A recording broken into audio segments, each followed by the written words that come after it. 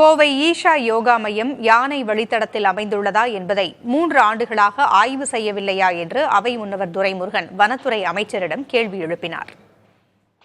வனத்துறை மானிய கோரிக்கையின் போது காங்கிரஸ் சட்டமன்ற உறுப்பினர் ஹசன் மௌலானா பல யானை வழித்தடங்கள் மறைக்கப்பட்டு கட்டடங்கள் கட்டப்பட்டு வருவதாகவும், கோவையில் ஈஷா யோகா மையம் யானை வழித்தடத்தை முழுமையாக மறைத்துள்ளதாகவும் பேசினார். இதற்கு அமைச்சர் பதிலளித்த நிலையில் அவை முன்னவர் துரைமுருகன் இதுகுறித்து கேள்வி எழுப்பினார். அரசுக்கு ரிசர்வ் ஃபாரஸ்ட் இடங்களை எல்லாம் தானாக பிடித்துக் கொண்டு பில்டிங் கட்டிக்கொண்டு யானை போக்குவரத்தை எல்லாம் தடுத்து இருக்கிறார்கள் என்று ஈஷா அவர் சொல்றாரு. ஈஷா உங்களுடைய பர்மிஷன் பெற்றுதான் அந்த இடங்களை எல்லாம் பிடித்தாரா, யானை வழித்தடத்தை மறித்திருக்கிறார் சொல்கிறார், உண்மையா? அவர் ரிசர்வ் ஃபாரஸ்ட்ல கை வச்சிருக்காரா இல்லையா? அதுக்கு நேரடியா பதில் கேட்கிறேன். மாண்புமிகு அமைச்சர்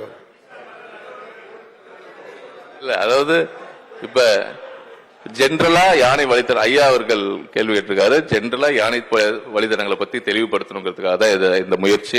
ஈஷாவது முழுமையா அதுக்கான என்னென்ன விவரங்களை தெரிந்த பிறகு நான் சொல்ல முடியும். ஏன்னா அதை நான் இப்ப தெரியாம அரைக்குறையா நான் சொல்லக்கூடாது.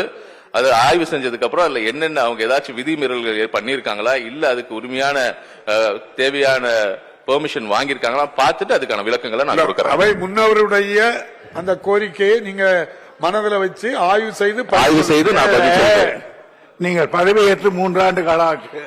3 ஆண்டு காலத்திலே அதை பற்றி நீங்கள் ஆய்வு செய்யவில்லையா அப்படி கேட்கிறார் அவர். பேரவையில் எதிர்க்கட்சி உறுப்பினர்கள் இல்லாத நிலையில் அந்த குறையை போக்கும் வகையில் அவை முன்னவரே அமைச்சரை கேள்வி கேட்ட சம்பவம் பேரவையில் சுவாரஸ்யத்தை ஏற்படுத்தியது.